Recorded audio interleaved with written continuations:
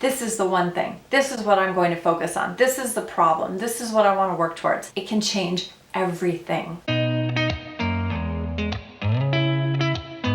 Hello my friends, how are you? Welcome back to my channel. This is part one in a three-part series where we're talking about exactly what you need to do to start your own 90-day money transformation. I'm calling it a 90-day reset. And today we're talking about probably the most important part of the process. My name is Katie and I am a financial coach for women. Thank you for joining me. I'm so glad you found this channel. If you're new, go ahead and subscribe. And if you're excited about this idea of elevating your finances and changing your behaviors and creating better habits with money, well, give this video a like because this is going to be a really important and awesome three-part series about resetting your behavior with money. And make sure you stick around to the end. Each and every one of these suggestions for how to elevate your finances are going to be golden. And I'm going to share some of the stories from my own clients and how they have really found clarity on their journey to completely change their financial journey. Okay, so in last week's video, I introduced this idea of the 3 pillars in order to create your own money reset. And those again are clarity, simplicity, and activity. So today's video is all about this question of clarity. What does it mean to have clarity in your finances? There's 2 sort of ideas when it comes to clarity with your finances, and I broke these down in last week's video. One is, what is it that you actually want with your money? Where are we going? What is the dream? And then the second is, what do we need to focus on right now? How do we get clear about what's actually the problem that we're trying to solve right now in our finances? So 2 very different questions, but both very much rooted in this idea of clarity and knowing what to focus on and what to sort of keep in our mind's eye as we're thinking about our choices with money, our habits and behaviors with money. So the first thing that I want you to ask yourself is this: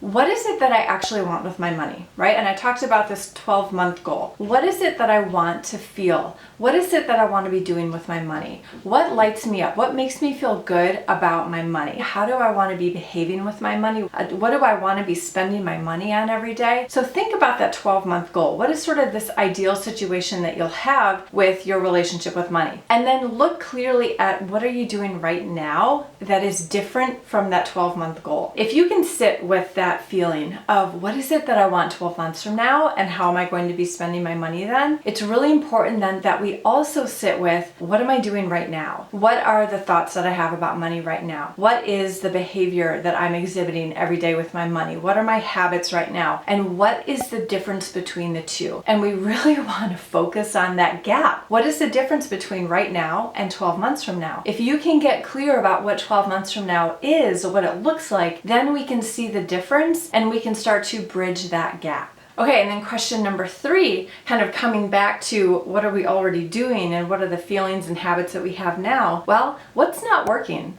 What can you clearly identify as something that's not working, but might be a habit or behavior that you're just so used to that it's continuing to not work, but you're not making a change? So what is it that's not working for you right now with your finances? And again, like this might be a bit of an eye roll question, but sit down and think about it. Like write it out, journal on this. What is not working for you with your finances right now? Let me know in the comments below. Is this resonating with you? What are some of the answers that are coming up for you when I ask you these questions? And which of these are you most excited to dig into on your own? Okay, so now I want to get a little bit more into the day-to-day clarity piece where we want to be very clear, right, about what is the right problem to solve with our money. And you guys, there's no better way to do this than to know exactly where your money is going. And we do that by mapping out a plan for our money, by looking at a budget, by figuring out exactly what we're doing month in and month out. So I need you to put a budget together for the coming month. In my mind, the only goal of a budget is just to show you what you can do.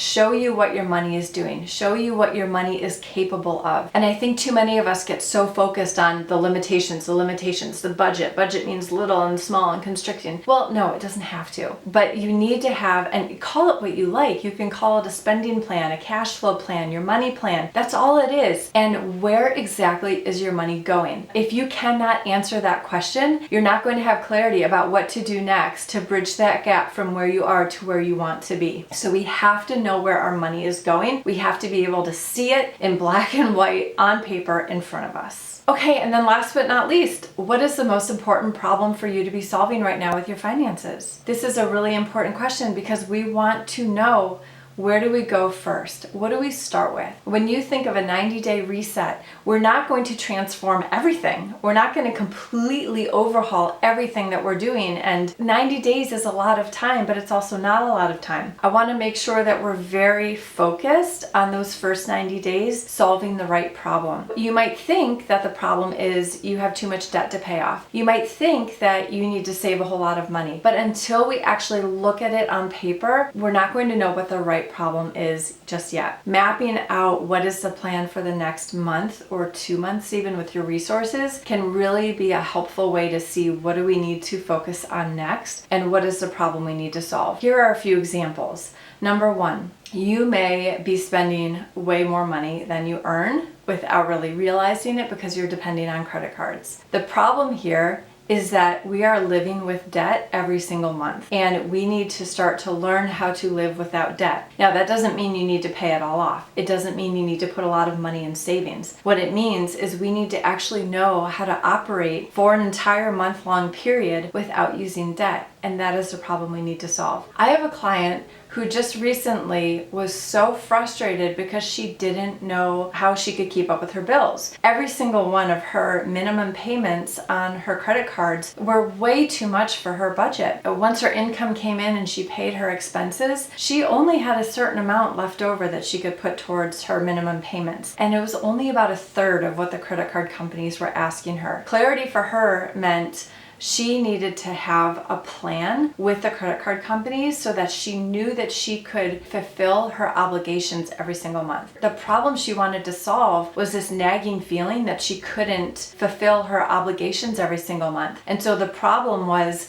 putting together a plan with the credit card companies that would allow her to be able to make her payments. Another client is afraid of letting go of a credit card, even though she doesn't want it in her life anymore. She has savings, she's debt-free, but she has a credit card that she cannot rid herself from. It's a mindset issue. She doesn't know how much money she's going to need in the future. She's scared of having to go into survival mode and use all of her savings up. She doesn't have a use for the credit card, but she feels shackled to it. She feels dependent on it, and that is the problem that she wants to solve. So as far as her 90-day money reset goes, you better believe that we're going to be focusing on how to operate without a credit card. She needs to work on the mindset of what is this feeling that she thinks she needs a credit card for, and what actually does she have available to her in case of an emergency? Where does she go if something comes up that's unexpected? What resources does she use? How can she look at her plan for the next month and make simple changes so that she's got more money available to her if there is one of those instances where she feels she needs to use her credit card? Everybody's going to have a different problem to solve, but you're not going to know what it is until you actually see where your money is going. And you're not going to be focused, you're not going to feel moderately motivated to actually put your plan together or look for that problem if you don't know what you want with your money in the first place, if you don't know what you're excited about, if you're not thinking about what you want to change over the next 12 months. So we need these two levels of clarity to really get us started. What is it that we want?